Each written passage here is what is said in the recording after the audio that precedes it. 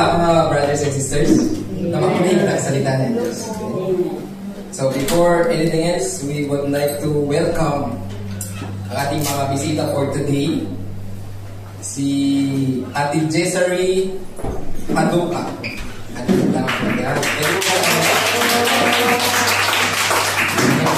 Tsaka si Ate Riza Balingada. Sila po ay invite po ni Ate Joy. So we believe na hindi po ito aksidente na narito kayo, but the Word of God is alive and effective and it is for you today. Amen? Para sa ating lahat. Ano po sasabihin natin sa kanila? Family of God. Amen? So dito po sa loob ng ating iglesia ay wala po kaming ibang tinataas, hindi po relihiyon, kundi ang ating Panginoon Jesus lamang. Amen? So kaya po, Jesus First Christian Ministry. Amen? Hindi po kami naghahatid ng relihiyon, naghahatid po kami ng ating Panginoong Jesus para sa ating lahat. Amen? So, glory to God po. So, sa umaga pong ito, ay tayo po ay mag-aaral ng salita ng Diyos. Amen. So, but bago po tayo magsimula, tayo po ay manalangin. Hallelujah. Aming Diyos, Ama, sa pangalan po ng aming Panginoong Jesus, kami po ay patuloy na nagpapasalamat sa oras na ito, sa presensya na aming naranasan at nakapiling namin ngayong oras na ito. At alam po namin na sa simula hanggang matapos ang gawain na ito, kayo lamang po ang siyang may tatas ng iyong pangalan. Gaya po ng inawit namin, wala po kaming gustong sambitin, wala po kaming gustong ibahagi, kundi ang iyong pangalan, ang iyong kabutihan, ang iyong kadakilaan sa aming kalagitnaan. Kayo po ang siyang kumilos sa pamamagitan ng iyong banal na spirito na patuloy na magtuturo sa aming mga puso na dapat po namin malaman at matutunan sa oras nito. Sa iyo po lahat ng kapurihan sa pangalan po naman ng Panginoong Jesus. Amen.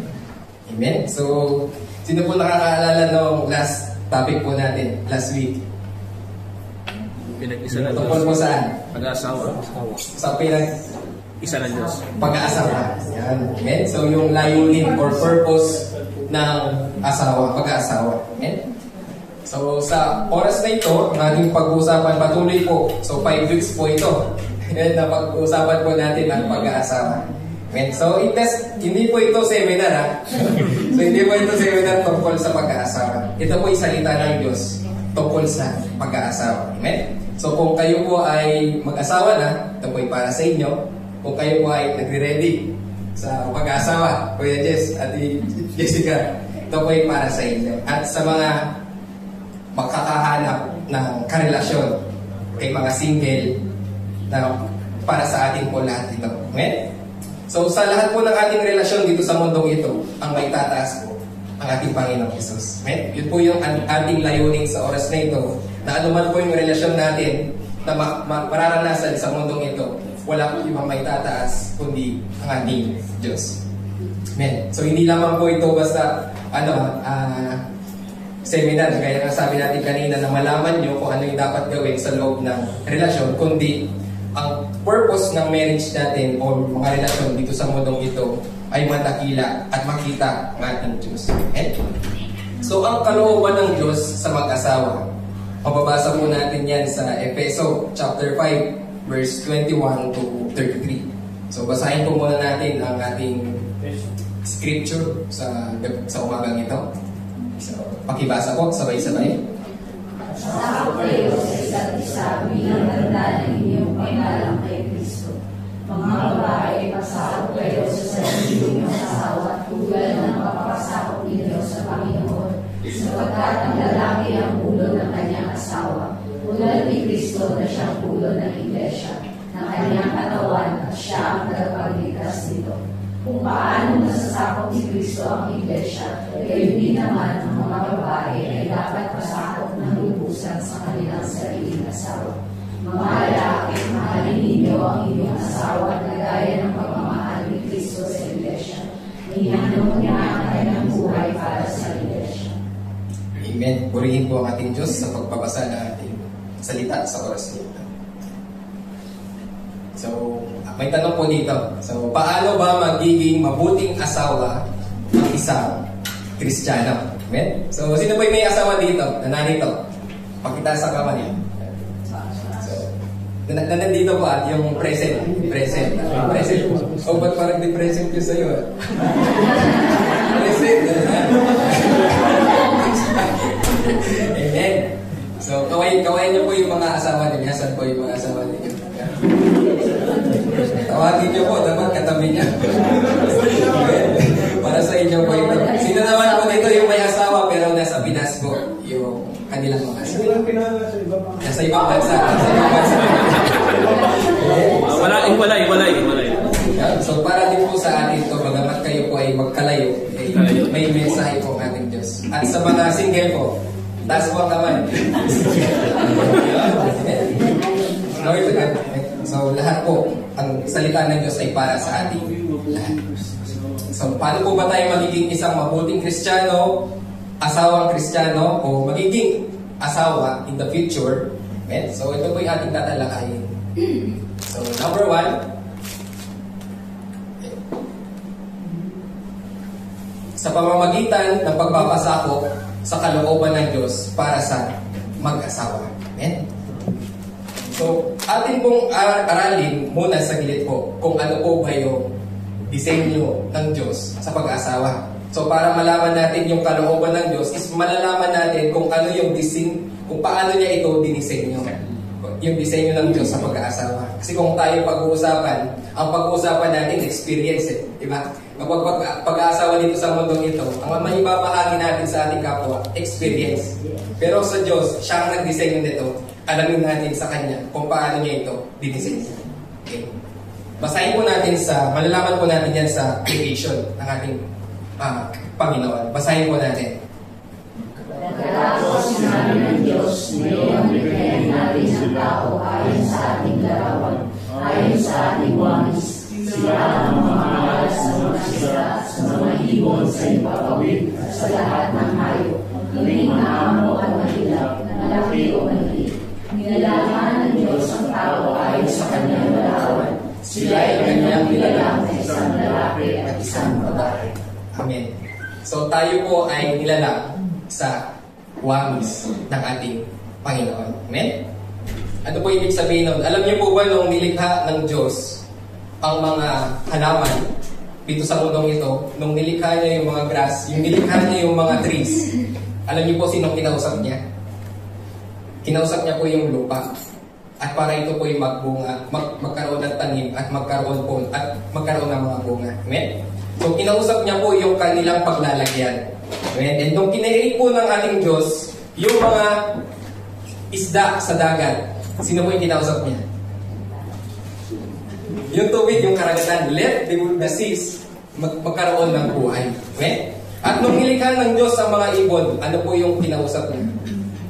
Yung himpapawid na magkakaroon ng buhay, magkakaroon ng pakpak ang mga ibon at lilipad sila dun sa himpapawid.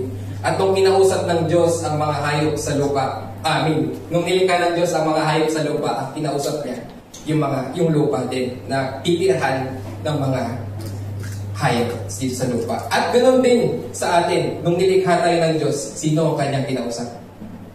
Sabi dito, ngayon likhain natin. Sino yung natin dito?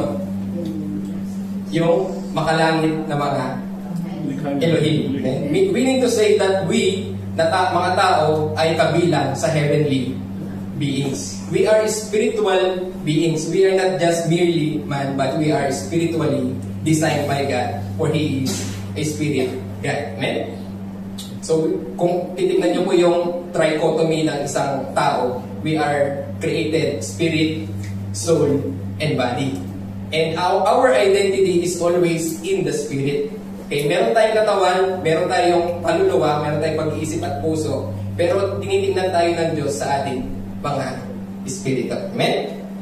So, God created first the habitat before the habitat. Pinrepare niya muna yung lugar na pagtitirhan bago niya nilikha ang mga nilikha. Amen? So, ano pong ibig sabihin nito sa ating mga buhay?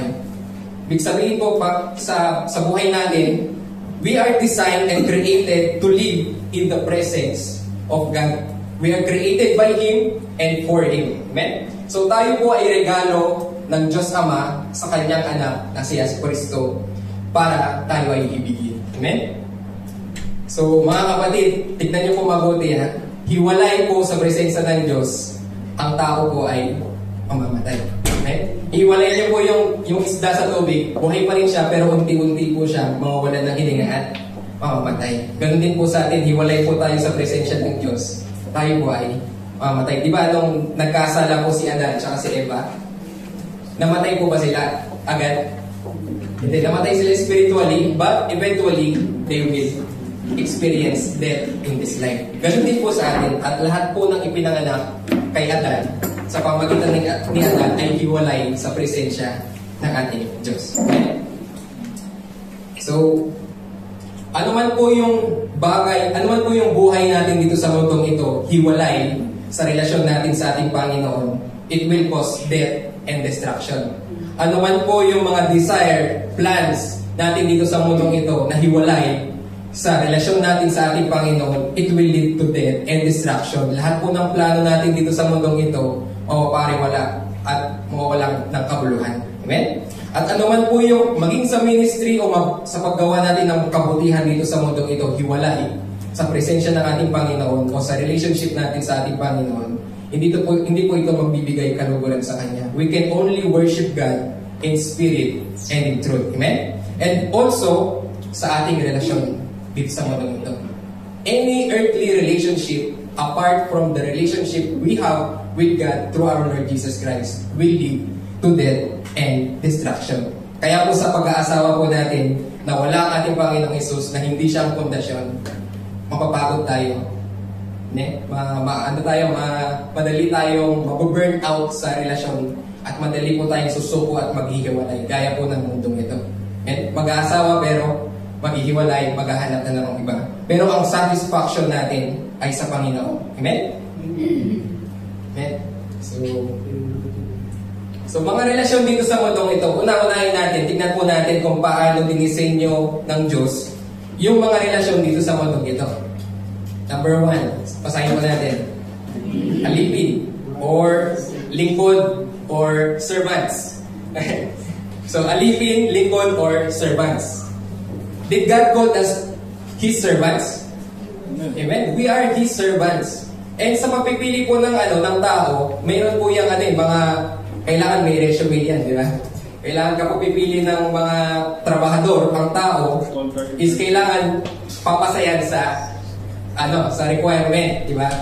Pero ang Diyos, kapag namili po siya, hindi po siya nagtatangi, lahat pwede niya tawagin. Kaya tayo po tinawag na mga servant, hindi dahil tayo ay magaling, kundi dahil sa kanyang kagandahan ng loob. Gaya po nung tinawag niya si Noah, tinawag niya si Abraham, tinawag niya si Moses at ang iba pa, ay tinawag niya hindi dahil sila ay merong kayang ibuga, kundi dahil sa kalooban ng Diyos sa kanilang buhay at ang Diyos ang kikilos sa kanila. And we are called also servant. Kaya ano man po yung ating di ba? Sino man po yung namumuno sa atin, masama man yan o hindi, dapat natin ipakita yung pagiging Kristiyano natin. Hindi tayo yung dapat debate dito sa mundong ito, kundi tayo yung magiging ilaw sa kabila ng lahat ng ating mga naranasan sa ating kapaligiran. We will become the light in this world. Amen? So, especially, di ba, alam natin yung politics ngayon, di ba? Ano man po yung political color nyo, mas greater pa po ang ating Diyos. Amen? So, ang term po ng tao, 6 years lang, pero ang Diyos magpakailanman. So, we stand not on our political views, but we stand in our faith. Amen? So, that is paano natin ipapakita yung pagiging servant natin, Panginoon. And tinawag niya rin ang mga tao na kaibigan niya. And ang pagpipili po ng kaibigan ng natin, mga tao, is base kung mabuti siya or kamukha niya yung ugali natin, di ba?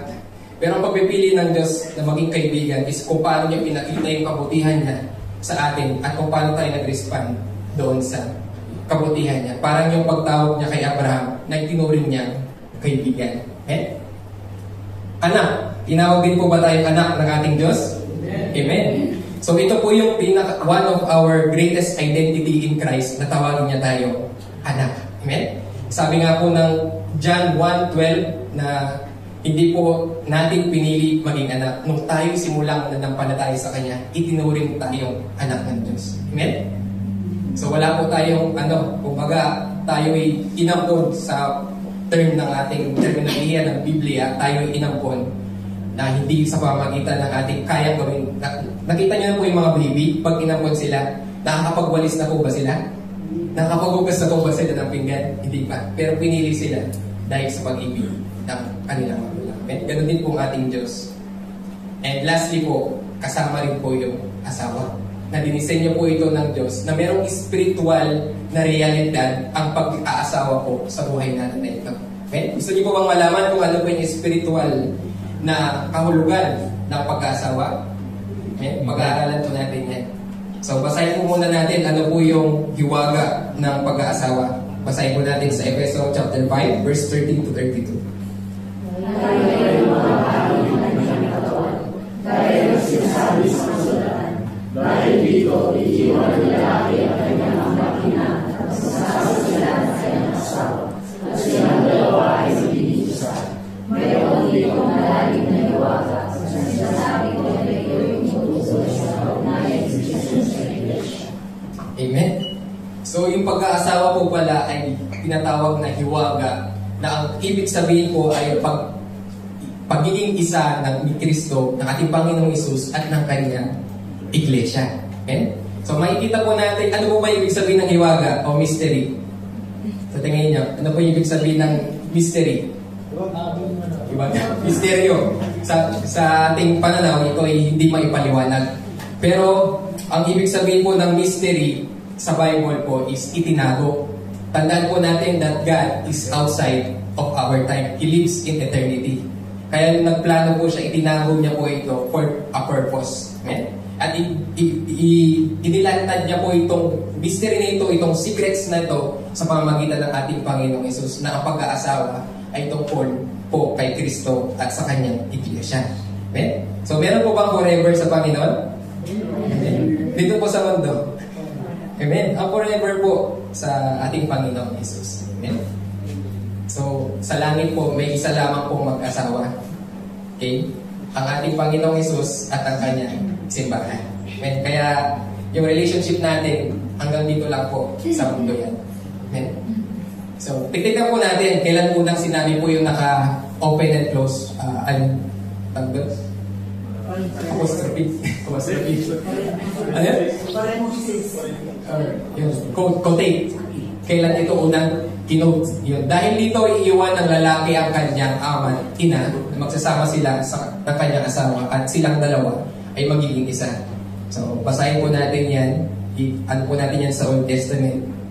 So, sa Genesis chapter 2, verse 23 to 24, basahin po natin. Sinabi na naman ng aking naman, buto ng aking buto, babae ang itawag sa kanya, sapagkat sa lalaki siya ay kinuha. Ito ang dahilan kaya iniwan ng lalaki ang kanyang mga ina. Nagsasama sila ng kanyang asawa at sila nagiging isa. Amen. So in context po nung ating nung sinabi po ni Adan, okay? Ito po yung pinatulog siya ng ating Panginoon, and then kumuha po ang tadyang part ng tadyang ng lalaki, ang ating Diyos, at ginawa po itong babae. Okay?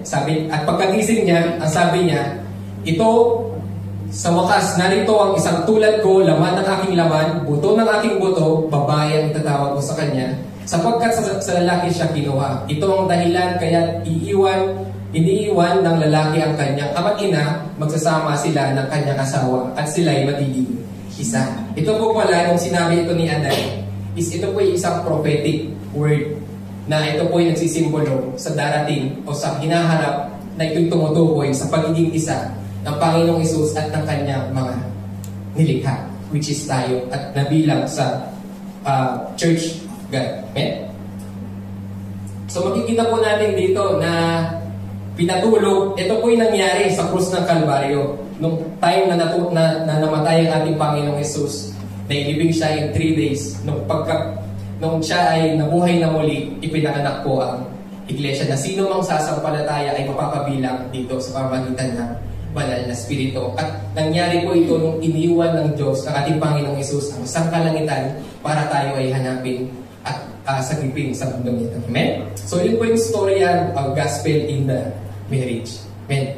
So ang asawang lalaki naglalarawan po sa Panginoong Hesus at ang asawang babae naglalarawan sa iglesia ng Panginoon. Amen? So malaki po, mga lalaki, malaki po yung ating tungkulin sa pagiging asawa. Hindi lamang po na ikaw ay dapat makitang malakas o dapat matugunan yung pangangailangan ng iyong mga anak, kundi ating nire-representa ang ating Panginoong Hesus sa ating mga pamilya. Amen? So dapat makita sa ating magmumula na makita yung larawan ng ating Panginoong Hesus. Amen? At ang mga asawang babae, sila po ay naglalarawan sa iglesia ng ating Panginoon. Amen? Kung paano po kayo naglilingkod dito, hindi pwede na pagdating sa bahay, hindi po kayo naglilingkod sa inyong mga pamilya. Amen? So ito po yung bigat po ng inyong daladala ng pag-aasawa ng lalaki at ng babae, ito po yung representasyon ng relasyon natin sa ating Panginoon. Amen? So ano po ba yung order ni God sa pag-aasawa? So basahin po natin sa Efeso 5:21. Sabay-sabay po. Asawa kayo sa isa't isa bilang tanda ng inyong paggalang kay Kristo. Amen. So, do we love God? Amen. So, do we respect the Lord Jesus Christ? Amen. So, pasakop po tayo sa isa't isa. Amen. Mga asawang lalaki, pasakop po kayo sa inyong asawang babae. Asawang babae, pasakop po kayo sa inyong asawang lalaki. Amen. Pasakop tayo sa isa't isa. Okay? So, sa paanong paraan? So, mga babae, basahin po natin. Mga babae po. Parang tayo nyo nagpasahin. Sige po, sabay-sabay po. Isasama kayo sa sarili niyong asawa tulad ng pagpapasakop niyo sa Panginoon. Sapagkat ang lalaki ang ulo ng kanyang asawa, tulad ni Kristo na siyang ulo ng iglesia, kanyang katawan, at siya ang tagapagligtas nito. Kung paano nasasakop ni Kristo ang iglesia, gayon din naman ang mga babae ay dapat masakop ng lubusan sa kanilang sarili ng asawa. Amen. So, malinaw po ba, mga babae?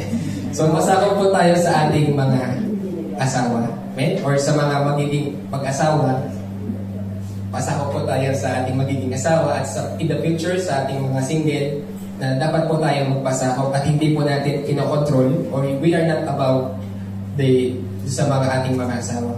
But, hindi po ito tungkol sa position natin sa pamilya.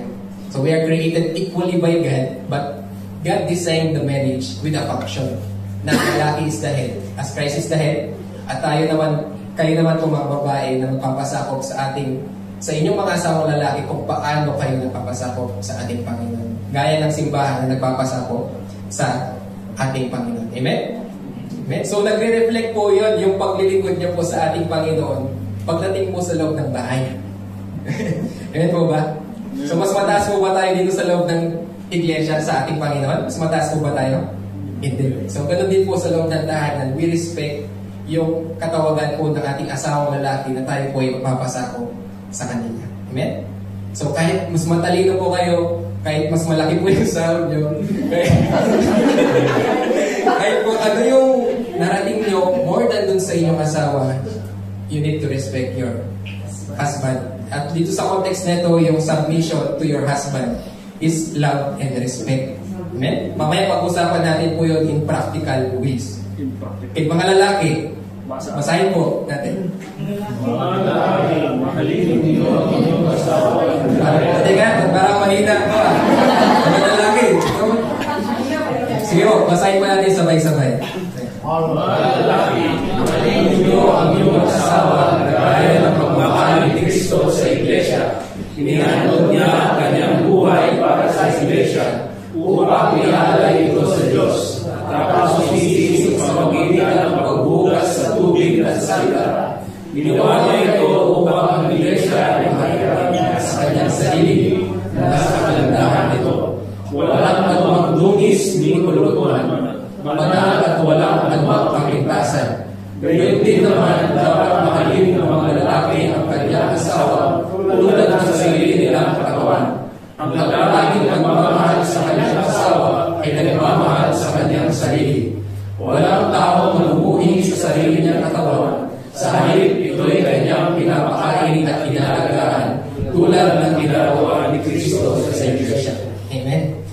madalas natin pong sinasabi na tayo na ang ating Panginoong Hesus ay babalik muli. Amen?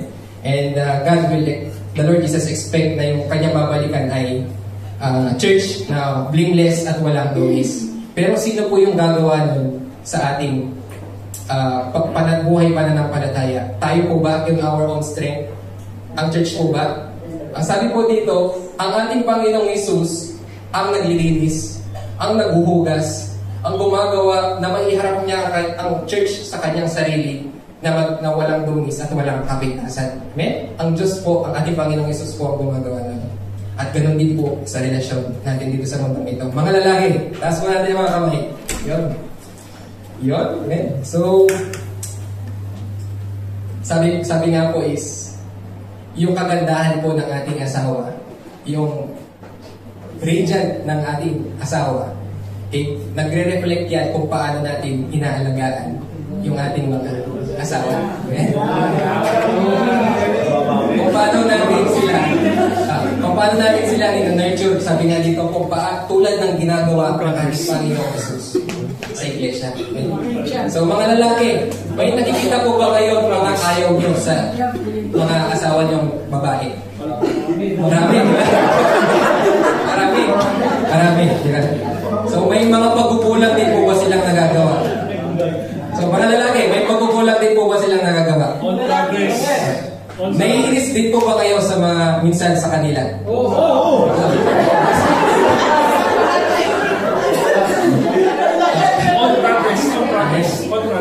So, tingnan niyo po ang ating Panginoong Hesus. We are not perfect, but He loves us unconditionally. So we are mga lalaki. Ano man po yung nakikita natin mali sa kanila, hindi natin sila susumbatan. Sabi dito, hugasan natin sila sa pamamagitan ng salita ng Diyos. Amen? Huwag natin sasabihin, bakit ka ganyan? Hindi tayo as a Christian, hindi tayo katulad ng mundong ito na kung paano sila makipagrelasyon. So sa atin, gaya ng we reflect the Lord Jesus Christ, how He loves His church. Ganun din po sa buhay natin, mahalin po natin yung mga asawa natin unconditionally. Amen? So ano naman po yung nakikita nating mga pagkakamali nila, pagkukulang nila, hindi po natin pinopoint out kung ano yung mali sa kanila. Pinapakita natin sa kanila kung paano natin sila minamahal sa kabila ng lahat ng yun. Amen? So and that's the love that they need sa atin. At sa ganun paraan, may ipapakita natin sa buong mundo na ito yung asawa ko.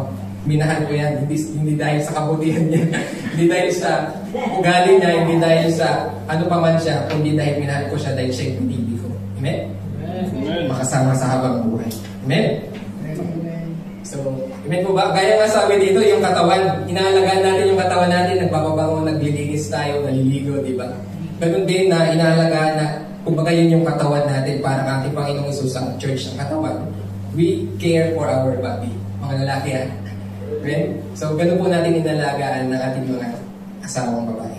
Okay? By the way, sa ano po pala sa Biblia po, wala pong asawang lalaki at wala pong asawang babae. Ang tawag po nila, sa Greek word tsaka sa Hebrew language, ang tawag po nila doon, may man, may woman. Okay? Wala pong husband and wife doon. Although sa English, pwede po natin mabasa na mayroong husband, mayroong wife. But on the original language, ito po yung my man and my woman, representing that your man is the only man that you have. And yung woman niyo po is, siya lamang po yung babae sa buhay niyo. Amen? Hindi po paiba-iba. Amen? So, siya lamang yung babae at siya lamang yung inyong lalaki. Amen? So, wala pong iba, kundi sila lang. Amen? Ano sabihin ng mga babae? Amen? Yun, so, paano nila yung kaayusan ng pamumuno sa pamilya? Hindi po nilayo, ha? Nilayo, meaning layunin ng Diyos sa kaayusan ng pamumuno ng pamilya. So, basahin po natin. Nakikita po ba? Yan.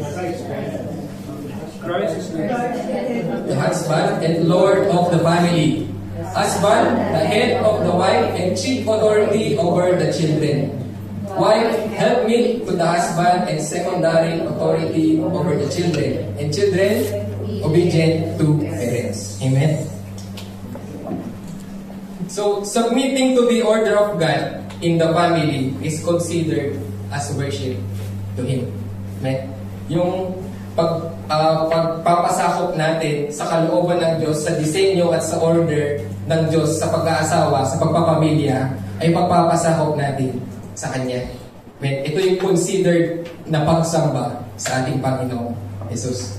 Amen? So kapag ginagawa po natin yung tungkulin natin bilang asawang lalaki at asawang babae, ito po ay pagsamba sa ating Panginoong Jesus. Ito po yung unang ministry natin. Dahil po, alam niyo po, kung meron man pong unang makakaranas kung paano kayo binago ng ating Diyos, ang unang makakaranas po nun ay ang inyong asawa. Amen?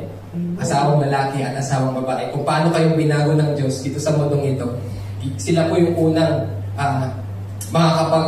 makakapag-witness ng kabutihan ng Diyos, ng pag-ibig ng Diyos na naranasan niyo. Amen? So ibahagi niyo po yung inyong natanggap na salvation sa inyong mga asawang lalaki at asawang babae. Amen? Sa mga nasa ibang bansa po yung inyong asawa, huwag niyo pong ialis sa communication niyo yung salita ng Diyos. Amen?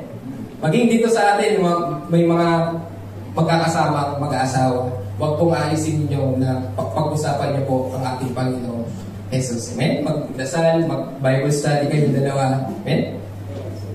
Amen? So, alam niyo po ba that devil hates marriage? You know why?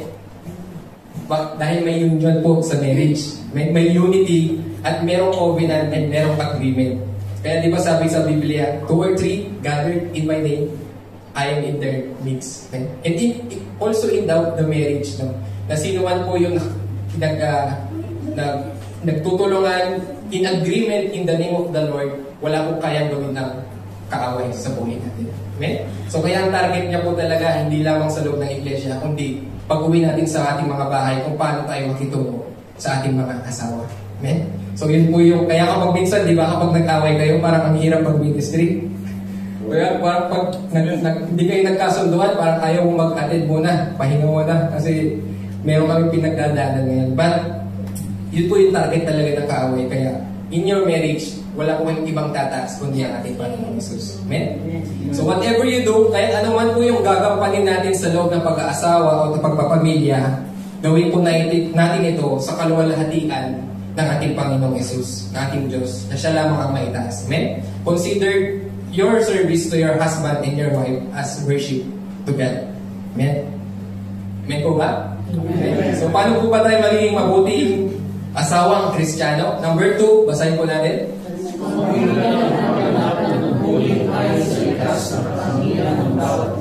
Amen. So sa pamamagitan po ng pagganap ng tungkulin na likas, sa likas na katangian ng bawat isa. So tayo po ay nilikha as babae at lalaki. Basahin po natin sa Genesis 1:27. At tinawag ng Diyos ang tao ayon sa kanyang sariling larawan. Ayon sa larawan ng Diyos siya dinala. Lalaki sila lalaki at babae. Amen. So kapag pinag-usapan po yung man sa Bible, titignan po natin siya sa English version. So God created man. Yung man dito is usually pinapakita natin siya as mankind, di ba? Or humanity. But dito po kapag makikita natin yung perspective ni God, kapag tinutukoy niya yung man in the Bible, he's referring, naalala niyo yung sinabi ko kanina, yung trichotomy natin, yung identity ng isang tao. We have spirit, soul, and body. Ang tinutukoy niya po doon, yung spirit man that we have on the inside. And that spirit man has no gender. Wala pong gender ang spirit natin. Kaya ang tinutukoy niya po ng man sa Bible is our spirit, whether it is alive or dead. Amen? So hiwalay sa ating Panginoon, we are dead spiritually, and when we are in union with God, we are alive in Him. Amen? So sabi dito, in His own image, in the image of God and likeness of God, He created him, the spirit man, and give him a body which is yung gender natin na male and female, He created them. Amen? So babae at lalaki lamang po. Amen? So lalaki at babae lamang po ang disenyo ng ating Panginoong Diyos. So bakit po kaya? Nakikita ko ba? Dahil meron po itong gagampanin sa pag-aasawa at pagpapamilya. So number 1 po, yung pagkakaiba po ng women tsaka men is yung sa chromosomes. Ano po yung chromosomes? Mga nursing or medical field? Yes. Genes ba yan? Genes ba yan? Yun po. No? So sa babae po, XX. Sa lalaki po, XY. Wala pong Z ha. Sa ibang... So XX yung babae, siya po yung receiver, and yung lalaki po, XY. Kaya po pag nagsama po yung egg tsaka yung sperm, it's either magbibigay po yung lalaki ng X or ng Y. That's why kapag ang na-receive ng babae ay X, so meron kang XX, which is babae yung anak. Or kung Y yung ibibigay, yung matatanggap ng babae, XY, babae yung magiging anak. Lalaki yung magiging anak. So, yun lamang po. Doon pa lang sa DNA natin, makikita na natin, or sa chromosomes, makikita na natin kung lalaki o babae. So, wala pong ibang gender. Okay? So, number 2 is greater constitutional vitality, live longer by 2 to 4 years. More than dun sa mga lalaki. Die earlier and nurse by the wives. Kung walang sakit, di ba? Kung sa patagalan lang ng buhay, mas nabubuhay mo ng matagal ang babae. Amen. So, number 3. Bakit kaya? Tingnan natin sa number 3. Lower metabolism and smaller skeletal structure. Longer stomachs, kidneys, livers, and appendices, but smaller lungs. Physically weaker, works lighter, but longer. So, magaan po yung trabaho ng mga babae, pero mas mahaba sila. Kaya nilang i-endure na mas matagal. Unlike sa lalaki, higher metabolism, larger skeletal structure, larger chest, cavity allowing for greater exertion, physically stronger, about 50% higher in brute strength. Works heavier, but shorter. And kaya makikita niyo yung mga trabaho ng lalaki talagang mag-exert na effort talagang lalabas ang pawis at lakas. And, tama ba yun? And so, kaya po mas maagang namamatay ang mga lalaki.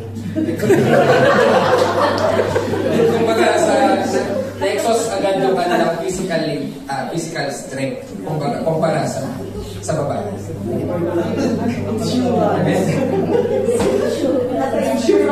Naka-insurance na. Meron yung beneficiary agad. So, kumbaga, makikita nyo naman, di ba, sa mga bamito, mga delikado talaga yung mga trabaho ng lalaki. So, buwis buhay po mga. So, how childbearing functions, which influence behavior and feelings, this then cause the gravitation of women towards the home and more domestic work. They have larger thyroids which enlarge during pregnancy, lumalaki yung tiyan, and menstruation. They are therefore more prone to goiter but more resistant to colds, smooth skin, and subcutaneous fat, which contributes to greater emotional variation. Kaya po huwag po kayo magtataka na emotional po yung ating mga misis, diba? So sa lalaki po, hindi po tayo nanganganak, diba? So this together with broad strength and led to their being soldiers, hunters, farmers, builders, etc. The lack of thyroid characteristic tend to make them less emotional and more objective. And so kaya kailangan nyo rin mga babae, intindihin yung lalaki na kapag kayo yung nagtatantrums, nagpunanagi, ang mga nagtanag. So, iba yung po yung treatment nila sa mga ganun. So, we should understand each other po yung sa physical characteristics po natin. Amen? So, sa physical po, ito po yung pagkakaiba. Gaya po nung nasabi natin kanina. Ang woman po, weaker but more enduring. Okay? So, ang lalaki po is stronger but less enduring. So, para kumbaga sa sa hayop po, kung ikukumpara natin, yung lalaki po mga leon, yung mga babae po mga Pusa.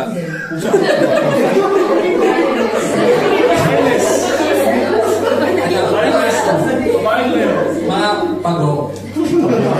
Yung, alam niyo po ba yung leon, bagamat sila yung malakas, they live only for 15 years.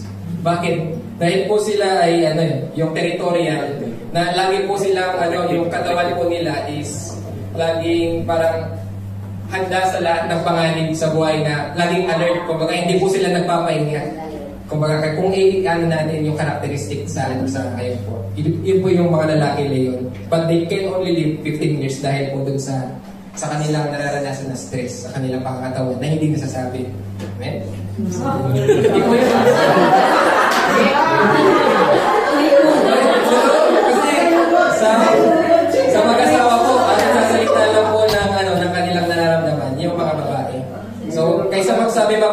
lalaki. Hindi naman niya sa kanya. Ay, dapat sabihin para hindi mamatay. Tinatago na lang po niya sa... Sa part pa rin po yun ang pag-ibig. Pag-ibig yun. Love yun. So ang pagong po, di ba? Weaker siya kumpara sa leon. But he can live 150 years. Compare doon sa leon na 15 years. Bakit? Dahil nag-enjoy siya sa kanyang paglalakad. Okay lang. Relax lang. So pagong, relax lang. So he can live more. So, mas mabilis daw po magsalita yung pagong kaysa sa maglakad.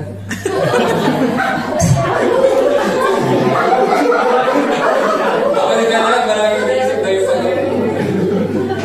So, emotional. Sa pagkakaiba po ng babae at lalaki sa emotional, ang babae po, sensitive. Ang lalaki naman po is Insensitive. Objective. Insensitive. Amen. So, kaya makikita po natin, very emotional po ang mga babae. But ang lalaki po is very objective. Meaning, yung mga babae sensitive sa kanyang kapaligiran at kadalasan mas malakas ang pakiramdam sa saloobin ng mga taong nakapaligid sa kanya. Doon ako sa yung marites eh. Anong nangyari sa'yo? Ba't hindi maganda yung aura mo? Ano bang problema? Mag-usap na tayo. Samantalang mga lalaki naman ay hindi masyadong nagpapakita ng emosyon sa panlabas at kadalasan siya ay palaisip sa mga bagay na dapat bigyan kaukulang pansin at gawin. So hindi po siya nanatiling, kumbaga may maramdaman man siya, pero titignan niya po ito kung ano yung dapat gawin, mga lalaki. Instead na manahan dun sa emosyon, titignan po niya kung ano yung nararapat gawin. Doon over dun sa kanyang nararanasan. Tama ba yun, mga lalaki? Amen. So, next po is yung warmth and openness to feelings, assertive and openness to ideas. Amen. Ang mga lalaki, sa mga gagawin decision sa buhay, madalas tinitimbang ng lalaki ang lahat ng bagay, ngunit kapag nagdesisyon siya, kanyang paninindigan nito. Okay? So, isa lang, kapag nagdesisyon ng lalaki, focus lang siya doon sa desisyon niya. Okay? Ang babae, marami, di ba? Di ba makikita natin yung pagpunta pangalan ng grocery, di ba? Madami siyang pinupunta ng lalaki kung ano lang yung bibili, yun lang. So, in openness to warmth and openness to feelings. So, very po yung mga babae. Hindi po masama maging sensitive. Yung oversensitive lang po yung So, kaya kailangan po ng lalaki yung paggabay sa kanyang asawang babae. So, pag-control. Okay? So, kasi kapag hindi po na-control yun, mag-burst yun, pati ibang tao madadamay po doon. So, tayo mga lalaki, okay lang na maging sensitive yung ating mga babae, but we will control them. Sa kanilang emotion, hindi yung control them na gano'n. So, we will, tayo po yung mag-neutralize ng kanilang emotion. Okay? So, next po, sa psychological po. Sa psychological naman po na kakanyahan at katangian ng lalaki. Ang babae po, fine prints, ang man, headliner. Kumbaga, ang lalaki, focus lang siya sa isang detail. Pero lahat ng detail doon sa isang detail na yun, alam niya. Ang babae naman, mas marami siyang paikot-ikot. For example, ang nagdesisyon ng mag-asawa na bibili na sasakyan. Ang isip ng lalaki, anong model, ano yung horsepower nito, ano yung disenyo ng sasakyan at ang uri ng sasakyan. Pero ang babae, ang iisipin niya, kaya ba ng budget ito? In 5 years, masusustain kaya na dito. Paano kapag nawalan tayo ng trabaho? So, yun po ang naisip ng babae. So, on the future po yung kanya iniisip. Pero ang lalaki, focus siya, plano niya doon sa bibili na sasakyan. Okay? So, empathic and logic. Ang babae, empathic. Ang lalaki, napaka-logical. Natural po sa mga pagsamahin na po natin yung tatlo, empathic people and tender-minded and logic things and aggressive. Yung mga babae po, sadyang natural sa mga babae na makiramay sa nararamdaman ng iba. So, kaya, di ba sinasabi natin, pag nag-usap ang mga babae, walang solve na problema. Dumadami lang po yung karamay nila. I mean, sa mundong ito po I mean, na Christian way, syempre, dapat may bahagi po natin yung dumadami lang po yung kakampi. Kumbaga yung isang tao, hindi naman siya galit dun sa isa, pero pag nag-share siya, nagagalit na rin siya. So, nakaramay, kumbaga nagkidamay yung babae sa kapwa niya, babae sa lahat ng kanya nararamdaman. Nagkikwento pa lang yung nakakaranas, umiiyak ka na rin, di ba? Dahil nararamdaman mo yung feelings niya. Pero yung mga lalaki po, samantalang mga lalaki ay may tuturing na agresibo at mas pinapahalaga niya yung mga bagay. Men? Kumbaga sa pagpapamilya po, ang iniisip po ng babae, para yung kanyang mga anak. Men? Pero ang lalaki, ang tinitignan po niya, yung kailangan ng kanyang mga anak. Men? So, ang tingin po ng mga babae sa kanilang mga anak, yung paano nila ito aarugayin. At yung mga lalaki naman po, ano po yung pangangailangan nila sa pag-aaral, sa lahat po ng mga lalaki. Men? So, ganun po yung pagkakaiba ng women at mga lalaki. Pero, may specific purpose po itong bagay na ito. Bakit ito dinisenyo ng Diyos sa lalaki at sa babae. Hindi parang lalaki kontrolin ng babae, ang babae kontrolin ng lalaki. Hindi po. Dinisenyo niya po ito para sa pagpapamilya. Na ang ating Diyos, ang ating Panginoong Yesus, ang head ng family, ang husband, ang siyang magpo-protect ng family, mag-lead ng family, at magpo-provide sa lahat ng kanyang pangangailangan ng pamilya. Ang wife, magpo-comfort, mag-teach, mag-nurture. Ang children, love parents and obey parents. Amen? So, gampanan po natin yung ating mga tungkulin sa loob ng pamilya. Hindi po nagbibilangan ng kanilang mga gawa, kundi gawin po natin ito, gaya po ng ating mga sinabi kanina, na may pakita natin yung kaluwalhatian ng ating Panginoong Jesus. So, tanging sa, basahin po natin sabay-sabay. Tanging sa nalayo-alisan ng pamumuno ng Diyos para sa pamilya, ang hindi katiyakan ng isang matatag, matibay at matagupay na pangasiwa ng mag-asawa sa kanilang pamilya, upang gampanin ang mga layunin ng Diyos na magbibigay ng kaluwalhatian sa Kanya. Amen? Sabi nga po ng Biblia is, sa mga awit 127, 1a, malibang ang Panginoon ang magtayo ng bahay, ang nagtatayo nito ay walang kapuluhan at napapagod. Amen? So, lahat po ng relasyon natin dito sa mundong ito, sa pagpapamilya, sa pag-aasawa, ang ating Panginoong Yesus po ang dapat na pundasyon nila. Amen? Siya lamang po ang may taas. And number 3 po, sa pamamagitan ng walang pag-iimbot na pag-ibig para sa isa't isa. Amen? So, alam niyo po ba yung 5 languages of love?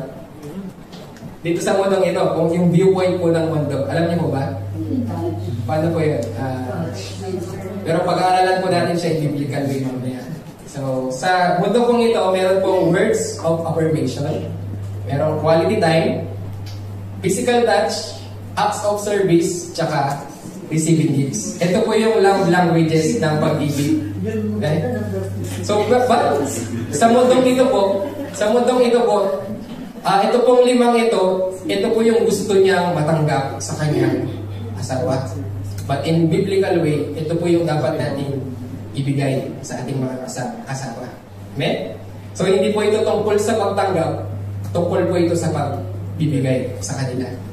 Sa mundong ito, yung benefits yung gusto mong makuha sa pamamagitan ng salita, sa pamamagitan ng oras, sa pamamagitan ng touch, ng service, at ng mga regalo. But sa ating mga Kristiyano, in a biblical way, we give it kahit wala po tayong na hindi humihingi ng anumang kapalit. Amen? So number 1, words of affirmation.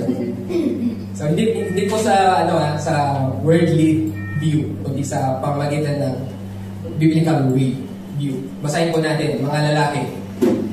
Mga lalaki po.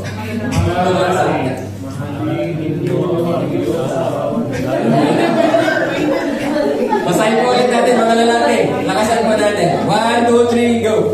Mga lalaki, mahalin niyo ang inyong asawa na gaya ng pagmamahal ni Kristo sa Iglesia. Inihandog niya ang kanyang buhay para sa Iglesia upang ialay ito sa Diyos. Matapos inisini sa pamamagitan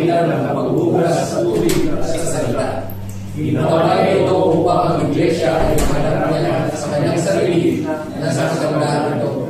Walang anumang lugis ni lulot man, walang anumang kapintasan. Amen.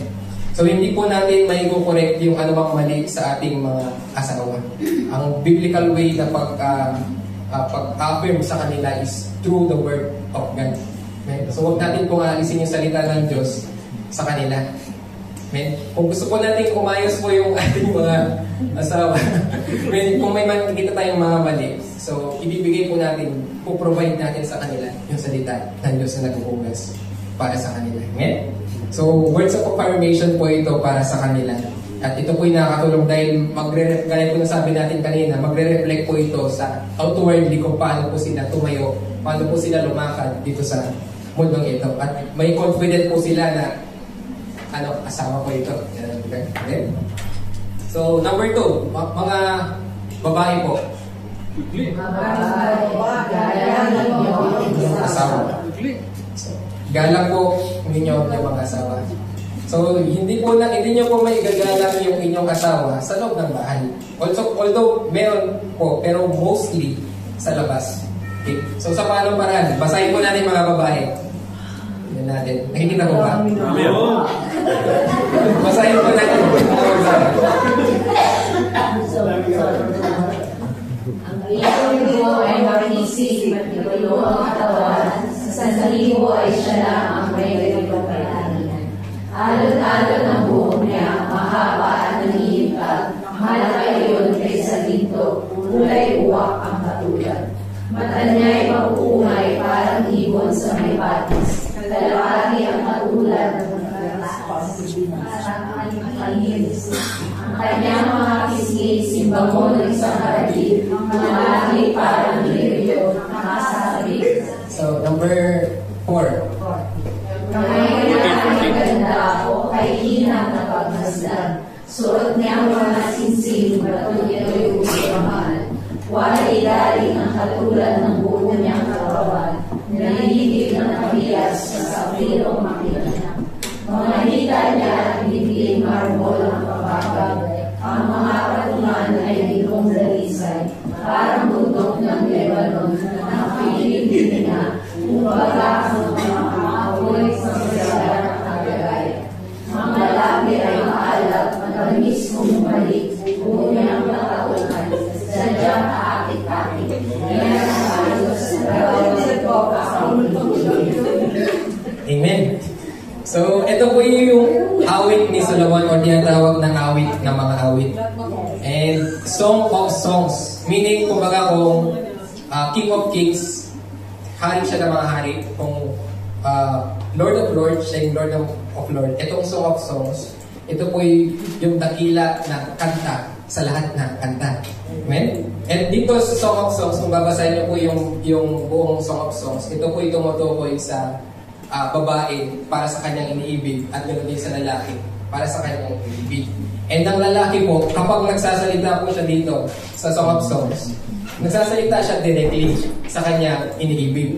Meaning to say, kinakausap niya. Yung sinasabi natin word of affirmation, kumbaga kung babasahin natin siya, is puro parangal dun sa kanyang iniibig na babae. Okay? Ang babae naman po, kung paano niya po ibigkas yung kanyang asawang lalaki sa ibang tao. Okay? So hindi niya po sasabihin ito sa kanyang babae, kundi kung paano niya ibahagi yung kanyang asawa sa iba. At actually ito pong Song of Songs ay nagre-representa sa relationship natin sa ating Panginoon na we share the goodness of God. And ang ating Panginoon, kinakausap niya tayo kung sino tayo sa Kanya. Amen?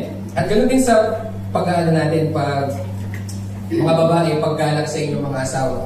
Kapag po kayo nakikipag-usap sa iba, huwag niyo pong ikwento yung mga mali ng asawa niyo sa mga ibang tao. So ang paggalang po natin sa ating mga asawa is kung paano natin siya naranasan yung kanyang pag-ibig, kung ano yung mga mabubuting bagay na nasa kanya. Amen? So mga babae, so correction po ito sa ating lahat. Kung hindi po ito tulad ng counseling. Siyempre kapag counseling, siyempre ibabahagi mo ano yung mga nakikita mong mali. Pero kapag nagkikwentuhan tayo, hindi mo po ibubulgar ano yung mga mali ng iyong asawa. Kundi to renew your love with him, ibahagi mo kung ano yung mabubuting niya na-experience sa kanya. Amen. Gaya po nitong, itong awit na ito na ibinabahagi ng babae sa iba kung ano yung kanyang asawa. Amen? So mga babae po mga asawang babae, huwag po natin ipahiya yung ating mga asawang lalaki sa iba. Amen? So kaya kahit wala man siya dyan po o kasama nyo siya, kapag nagkikwentuhan kayo, hindi sasabihin na, ito si kapag nasa bahay kami, ganito siya. So ibahagi mo sa ibang tao kung ano yung kagandahan na nakikita mo sa kanya. So nanay, may chance pa.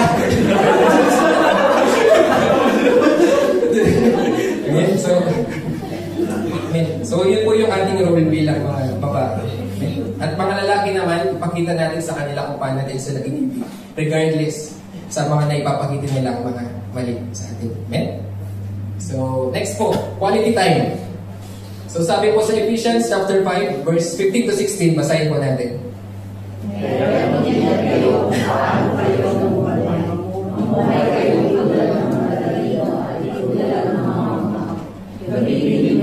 Ubusan para sa mabuti ang bawat pagkakataon sapagkat puno ng kasamaan ang kasalukuyang panahon. Amen. So kung nag-aaway man po ang mga mag-asawa, so tandaan nyo po na limited lang po yung time natin dito sa mundo. So we are not forever here at hindi natin forever na asawa ang ating mga asawa. So lubusin nyo po yung oras na magkasama kayo para mahalin ang isa't isa. Okay? Gamitin nyo ng lubusan para sa mabuti ang bawat pagkakataon. Okay? Mga mag-asawa, kung tayo po yung nag-aaway, huwag po kayong mag-dwell doon sa emotion nyo. Don't lead by your emotion. Okay? So, gamitin nyo po yung oras na yun para makasama nyo asawa. Hindi natin po alam kung kailan siya, hanggang kailan nyo lang siya makakasama dito sa mundo ito. Okay? So, live your time na mahalin ang bawat isa. So, hindi po mawawala yung pag-aaway pag di pagkakasunduan, pero piliin nyo lagi po na mahalin ang inyong asawa. Amen? Amen po. So, next, physical touch. So, rated PG. So, mag-asawa. Regalo po ito ng Diyos para sa mga mag-asawa. Basahin po natin. Dapat pagpalin ng lalaki ang tungkulin niya sa kanyang asawa, hindi naman ang babae. Sapagkat hindi na ang babae ang may karapatan sa sarili niyang katawan, kundi ang kanyang asawa. Hindi naman, hindi na ang lalaki ang may karapatan sa kanyang sarili, kundi ang kanyang asawa. Huwag niyong magpagkait ang inyong sarili sa isa't isa. Maliban na lamang kung mapagkasunduan niyong huwag munang magsilip sa maikling panahon upang maiukol niyo ang inyong sarili sa panahon. Ngunit pagkatapos muli kayong magsikip upang hindi kayo magsulong sa tanas dahil sa hindi na kayo makapagpigil. Amen. Ang sex po is regalo po ng Diyos para sa marriage. And kung babalikan po natin yung Song of Solomon, yung Song of Solomon po is hindi lamang po siya basta awit. Awit po siya na may pagnanasa sa kanyang iniibig. So very sexual po na song yung Song of Solomon. Napagpapakita, ang ibig sabihin po kasi ng sex between the relationship also ng ating Panginoong Hesus sa kanyang iglesia is yung desire na makasama. Dito po natin kasi makikita yung intent or yung pinaka-desire ng ating puso na kung paano natin ibigin ang ating mga asawa, di ba? Sa pamamagitan ng sexual relation o yung physical touch. Okay? So gaya po nung relation natin sa ating Panginoon na siya po is iniwan niya po yung kanyang yung kalangitan para sa atin. Na makapiling hinanap niya tayo talaga, di ba parang mga lalaki, niligawan niya ang kanyang mga asawang babae. Naghirap siya, di ba? Para makuha yung pag-ibig na yan. Ganun din po sa atin, mga babae, na yun po yung desire ng puso natin na makapiling ang ating asawang lalaki. Parang ang simbahan na gusto niya makapiling, we are excited na bumalik muli ang ating Panginoong Hesus dito sa mundo nito. Amen? Amen? So, huwag po natin ipagkait kung kailangan gawin po natin. Amen. So, number 4 is acts of service. Amen. So, basahin po natin. Ito po ay mali po yung verse. Sa John, chapter 21. Matututo po tayo sa ating Panginoong Hesus dito. So, basahin po natin sabay-sabay. Simon, anak ni Juan, iniibig mo ba ako? Sa mga ito, Opo, Panginoon, alam niyo mahal ko kayo. tungkol niya. Sinabi sa kanya ni Jesus, kung gayon, pakainin mo ang aking mga batang tupa. Muli siyang tinanong ni Jesus, Simon, anak ni Juan, iniibig mo ba ako? Sumagot si Pedro, Opo, Panginoon, alam niyong mahal ko kayo. Sabi ni Jesus, Alagaan mo ang aking mga tupa. Pangatlong ulit na tinanong siya ni Jesus, Simon, anak ni Juan, mahal mo ba ako? Nalungkot si Pedro sa pagkatatlong beses siya tinanong na mahal mo ba ako?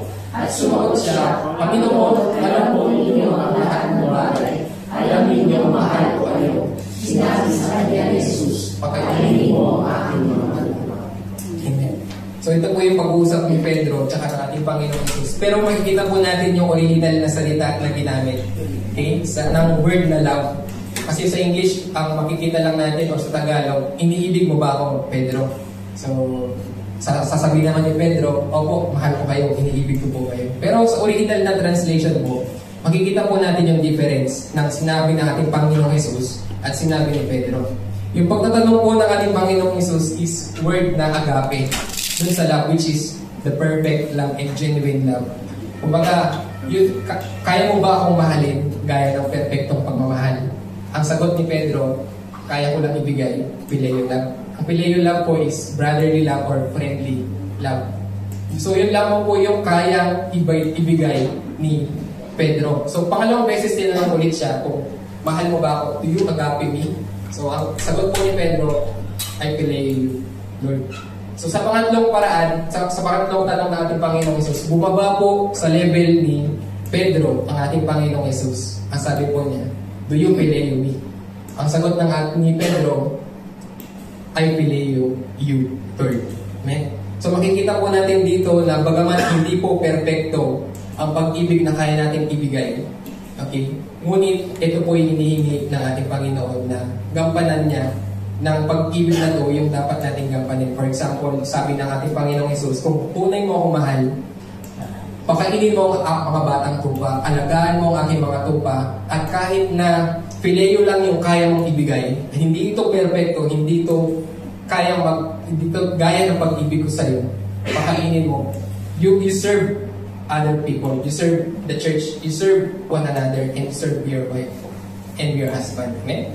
So bagaman hindi po perfecto ang ating pag-ibig dito sa mundong ito, although perfect po yung ating naranasan at natanggap na pag-ibig na sa Diyos, pero yung kaya nating ibigay sa ating mga asawa, hindi po ito perfecto. Pero kahit hindi po ito perfecto, ipaglingkod po natin ito sa kanila. Amen? So kahit hindi po tayo inaas yung kumbaga yung ideal na lalaki at babae dito sa mundong ito, pero ipaglilingkod natin yung ating function sa loob ng pag-aasawa. Amen? So tingnan nyo nga po yung inyong mga asawa, lalaki at babae. I will serve. So, number 5 po last is giving and receiving of gifts. So, basahin po natin.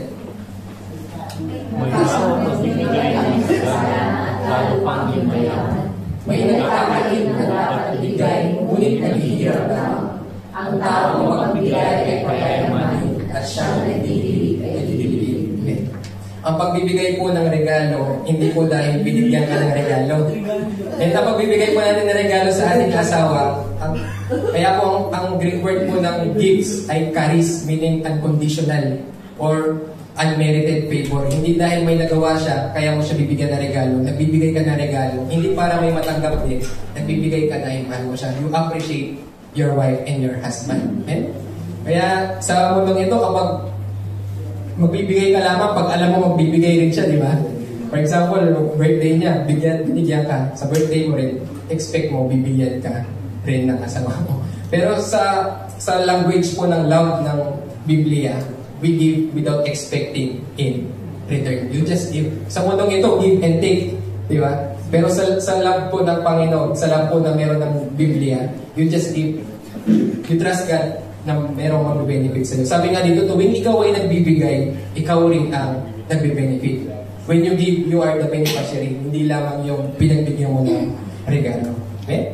So, regaluhan po natin yung ating mga asawang babae at lalaki. Okay? So, sa inyong nais.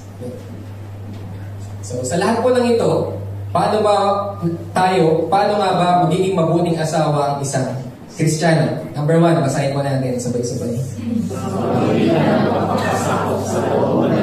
Para sa mga asawa. Number 2, sa pamagitan ng pagganap ng tungkulin ayon sa likas ng Panginoon. and number 3 po, Sa pamagitan ng walang pag-iimbot sa pag-ibig para sa isa't isa. Yan. So, ilagumin po natin ang ating pag-aaral. So, yun. Yung love triangle po ng ating Panginoon. So, sa love triangle po dito sa mundong ito, may third party. Pero sa love triangle po ng ating Panginoon, ang husband, ang wife, patungo sa ating Panginoong Hesus. And every time na lumalapit ang bawat isa sa Panginoong Hesus, lalo po tayong nagiging close to each other. So, ang focus po natin sa marriage is not only for our partner, not only for our children, but ang focus po natin ay ating Panginoong Hesus. The closer a husband and wife to get to Jesus, the closer to get to each other. Amen? So, ang layunin po at ang kalooban ng Diyos sa pagpapamilya at sa pag-aasawa ay maitaas ang ating Panginoong Hesus at siya lamang ang may dakila. Amen? So, last po, basahin po natin. As servants of Christ and stewards of the mysteries of God. Now what is sought in stewards is that one may found faithful. Amen. Nabasa po ba natin na pag-aasawa ay misteryo ng Diyos? Amen. So we are steward of this mystery. Na tayo pong lahat ay ginawang steward. Ano ba yung steward? Tagapangalaga. So ito po yung establish ng ating Panginoon, dinisenyo niya. Pangalagaan po natin ito at maitaas ang ating Diyos lamang. And in Colossians 3:17, let every activity of your lives and every word that comes from your lips be drenched with the beauty of our Lord Jesus, the Anointed One, and bring your constant praise to God, the Father, because of what Christ has done for you. So do not rely on the love you have for her or for Him. Rely on the love of the Lord Jesus Christ. As you experience yung pag-ibig ng Diyos, yun po yung ibahagi nyo sa inyong pamilya, sa inyong asawa. Amen? So, doon lamang po nagtatapos ang ating pag-aaral. To God be all the glory. Amen? Ako po ang manalangin. Aming Diyos, makapangyarihan sa lahat, sa pangalan po ng aming Panginoong Hesus, kami po ay patuloy na nagpapasalamat sa oras na ito, sa kagandahang loob mo sa mensahe tungkol sa pag-aasawa. I pray, Panginoon, ng mga asawang lalaki na matuto po kami, Panginoon, na mahalin ang aming asawa kung paano mong mahalin ang Iglesia na walang unconditionally, Panginoon, unmerited, at mahal namin sila hindi dahil sa mabuti nilang ginagawa, kundi mamahalin namin sila for who they are, Panginoon. At ganoon din sa mga asawang babae, I pray, Panginoon, na continually that they will respect and love their husband habang sila'y nandito sa mundong ito. And they will present their self, Panginoon, sa pamagitan ng pagmamahal ng kanilang asawa, na may babahagi nila ang kanilang buhay bilang testimony kung paano nyo inibig sila, Panginoon. Maging abong mag-asawa na may dadakila nila, ito po'y magiging daan dito sa mundong ito para may pakita sa mundo that we are na inibig mo dito sa mundong ito at magiging daluyan ng gospel, ng mabuting balita, ang aming pag-ibigan ng mga mag-aasawa dito sa mundong ito para may bahagi kung sino ka sa aming mga buhay. Salamat po ng lubos sa iyo po lahat ng kapurihan. Sa pangalan po ng aming Panginoon Jesus. Amen.